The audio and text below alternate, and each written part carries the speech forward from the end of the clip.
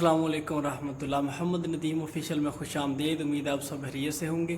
آج جو میں آپ کے ساتھ ویڈیو شیئر کرنے جا رہا ہوں وہ کشتہ سونا کا تیسرا مرحلہ ہے کہ کشتہ سونا کی رگڑائی کیسے کی جاتی ہے اور کھرل کیا چیز ہے۔ کھرل وہ ہے کہ جس میں حکیم لوگ دوائی کو کھرل کرتے ہیں، اسے رگڑتے ہیں، اس کی رگڑائی کرتے ہیں۔ یہ آپ دیکھ سکتے ہیں، یہ مکمل یہ اس کا طریقہ ہے، ایسے رگڑائی کی جاتی ہے کشتے کی۔ اور یہ کشتہ سونا جو ہے میں اس کو الحمدللہ دن اور رات ایک کر کے پایا تکمیل تک پہنچا چکا ہوں۔ یہ اس کی آخری پانی میں جڑی بوٹی جو ہے اس کے پانی میں آخری رگڑائی اس کی جا رہی ہے۔ تو انشاءاللہ امید ہے کہ کل 8-10 بجے تک اس کی رگڑائی مکمل ہو جائے گی۔ اس کے بعد اسے آگ دی جائے گی جو اس کا فائنل پروسیس ہے، وہ بھی ویڈیو انشاءاللہ میں آپ کے ساتھ شیئر کروں گا۔ اور ایک اور بات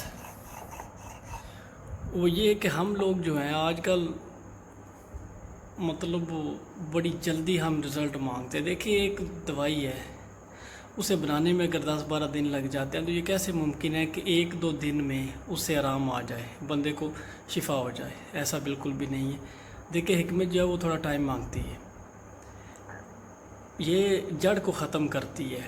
اور جو ایلوپیتھی ہے وہ عارضی ہے۔ اگر آپ کوئی بھی پین کلر استعمال کرتے ہیں اس سے آپ کا اسٹامک جو ہے وہ آپ کا معدہ جو ہے وہ ڈسٹرب ہو جائے گا، معدہ خراب ہو جائے گا۔ اگر آپ کسی بھی مرض کے لیے، کسی بھی ایسی کمزوری کے لیے استعمال کرتے ہیں تو جب تک استعمال کریں گے آپ ٹھیک رہیں گے، اگر چھوڑ دیں گے تو پھر وہی حالت ہوگی۔ حکمت میں ایسا نہیں ہے۔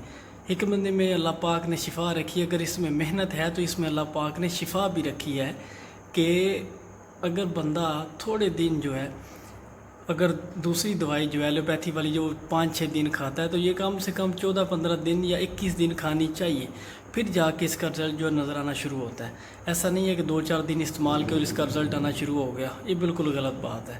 ہم لوگ جو ہیں وہ حکمت سے اعتبار اپنا ختم کر چکے ہیں، اور کچھ حکمات جو ہیں وہ بس اللہ پاک ہدایت دے ہم سب کو۔ اور انشاءاللہ کل بھی جو میں اس کا سونے کے کشتے کا فائنل جو اس کا پروسیس ہے وہ آپ کے ساتھ لازمی شیئر کروں گا۔ اگر آپ کو میری یہ ویڈیو اچھی لگی ہے تو میری ویڈیو کو لائک کریں، شیئر کریں، کمنٹ کریں، اور نئی ویڈیو آنے تک کے لیے اللہ حافظ۔